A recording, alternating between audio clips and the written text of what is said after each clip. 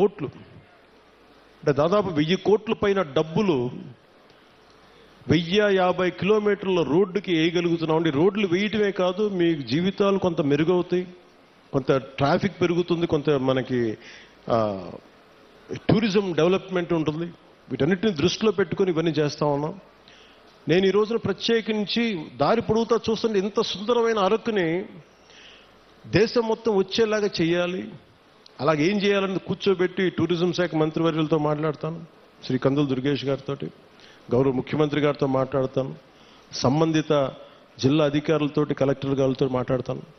మాట్లాడి మీకు అభివృద్ధిలో ఇక్కడున్న యువత గంజాయి వైపు కాకుండా మీరు టూరిజం వైపు వెళ్ళాలి, సేవలు మీరు సర్వీస్ సెంటర్స్ పెట్టుకోవాలి, ఇక్కడ కూర్చోబెట్టి చిన్న చిన్న హోటల్స్ నడుపుకోవాలి.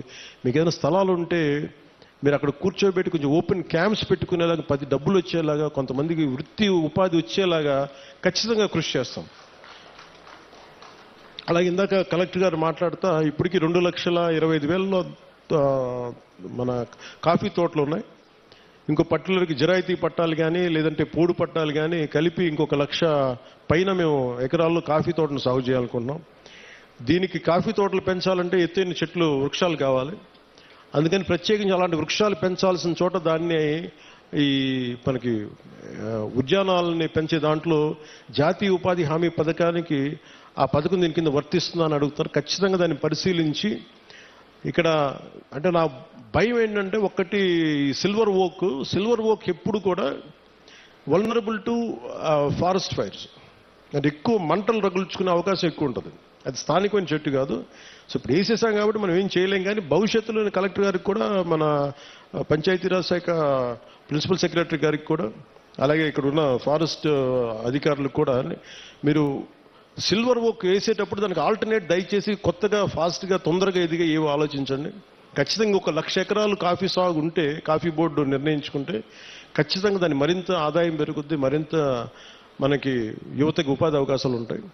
దీన్ని దృష్టిలో పెట్టుకుని పర్యావరణానికి, ఎందుకంటే ఎసిడిక్ ఎక్కువైపోద్ది, మన ఎసిడిక్ సాయిల్లో ఎసిడిటీ పెరిగిపోద్ది ఈ సిల్వర్ ఓక్ వేస్తే. అది మన నేటివ్ ప్లాంట్ కాదు.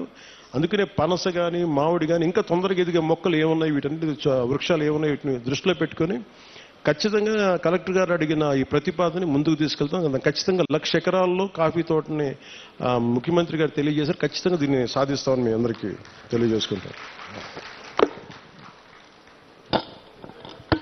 సో మీ అందరికీ మరోమారు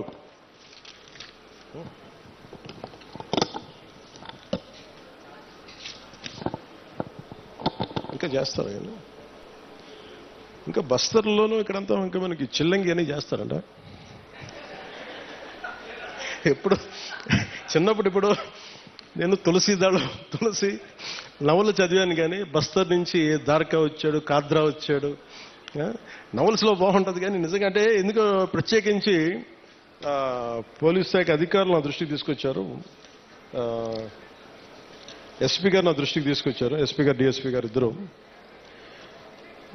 అంటే అరకు పరిసర ప్రాంతాల్లో ఇప్పటికీ చాలా మంది చెడుపు, చిల్లంగి మరియు చేతబడి వంటి మూఢనమ్మకాలని ఉన్నాయి. దానివల్ల పొరపాటున మానసికంగా మన ఇంట్లో బాగలేకపోతే, ఒకరికి ఎవరికైనా మానసిక వ్యాధి ఏదైనా వస్తే, మనకు పడని శత్రువు ఎవడన్నా చిల్లంగి చేశాడు, చేతబడి చేశాడని చెప్పి కొట్టి చంపేయటం, ఇలాంటి చేయటం దాదాపు గత కొన్ని సంవత్సరాలుగా 9 మందిని చంపేశారనేది ఒక రికార్డు పోలీస్ శాఖ అధికారులు పెట్టారు.